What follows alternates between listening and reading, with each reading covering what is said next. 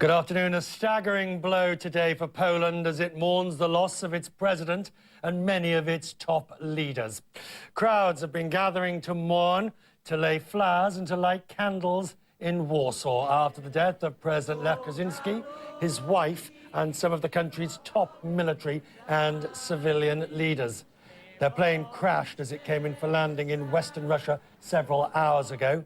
Russia says there were at least 97 people on the aircraft.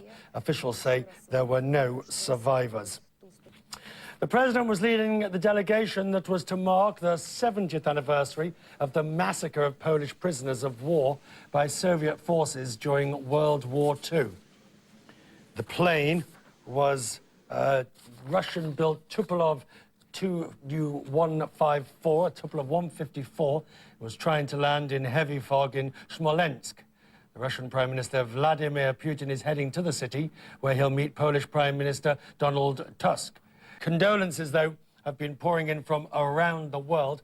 In Germany, the Bundeschancellor Angela Merkel said that she's deeply shocked by the plane accident and the death of the Polish president. Across the Atlantic into Washington, where President Obama said, today's loss is devastating to Poland, to the United States and to the world. President Kaczynski was a distinguished statesman who played a key role in the Solidarity movement, and he was widely admired in the United States as a leader dedicated to advancing freedom and human dignity. Today, there are heavy hearts across America.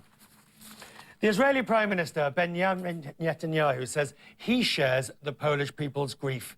In his words, I knew President Kaczynski as a Polish patriot, as a great friend of Israel, and as a leader who was very active on behalf of his people and for advancing peace and prosperity in the world. President Kaczynski led an important process for opening a new page in relations between the Polish and Jewish peoples. The tragedy has drastically altered Poland's political landscape, if for no other reason than so many senior officials, both in government and in military, appear to have perished. Here is another news report. The plane came down in fog in these woods on the approach to the airport in Smolensk after apparently making several attempts to land. The Russian authorities say it hit the treetops before breaking up, and they claimed that the pilot disregarded advice to land elsewhere because of the conditions. In Warsaw, the presidential palace immediately became the focal point of a nation in mourning. Throughout the day, people have gathered there to lay flowers and pay tribute to the victims of the tragedy. I came here to light a candle because the best president we've ever had has died. It's true. It's a great shock because the elite of our nation went there to remember the dead from 70 years ago. And right now Poland is really in trouble. We're all in shock. The president was on his way to lead the Polish representation at this event in the Katyn Forest, marking the 70th anniversary of the massacre of thousands of Poles by the Russians during World War II. The chairs left empty only emphasized the poignancy of the timing of the disaster. Besides President Lech Kaczynski and his wife Maria Kaczynska, those on board the plane included the Army Chief of Staff, General Franciszek Gagor, and the head of the Polish National Bank, Sławomir Szkipek. The crash has torn a hole in the heart of the Polish political establishment and public life, and it virtually removed a generation of senior military commanders too. Members of the large Polish community in Britain have been expressing their condolences, as have leaders around the world. The Russian Prime Minister Vladimir Putin said it was a tragedy the like of which Russia had never experienced. Mr. Putin has assumed charge of a commission that will investigate the crash. Mike Wooldridge, BBC News.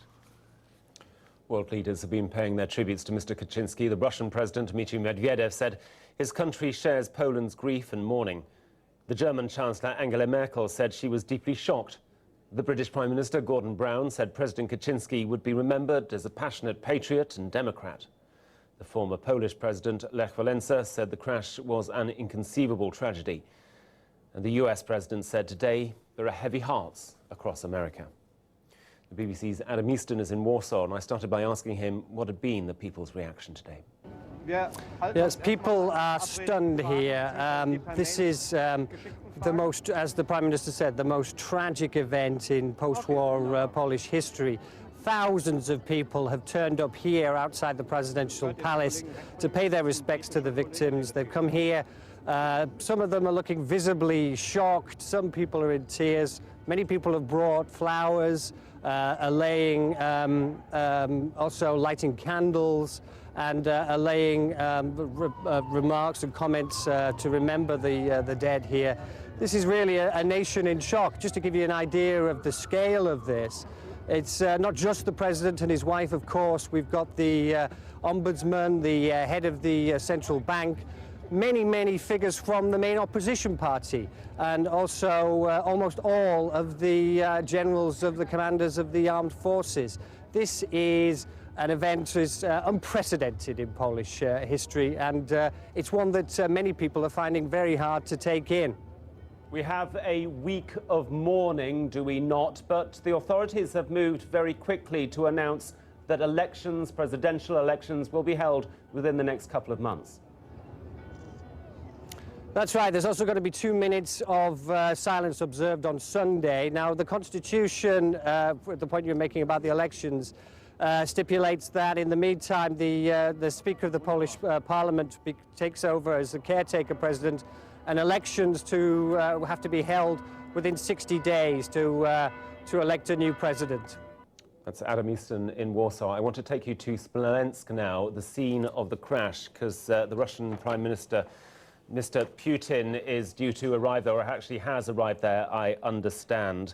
Wreckage, including the engine, a large chunk of the tail fin, scattered across the forest, and parts of it burned for more than an hour. 2 black box flight recorders were apparently quickly found. The Russian President, Dmitry Medvedev, has appointed Vladimir Putin to head an inquiry, and he's also sent the Emergency Situations Minister to the site.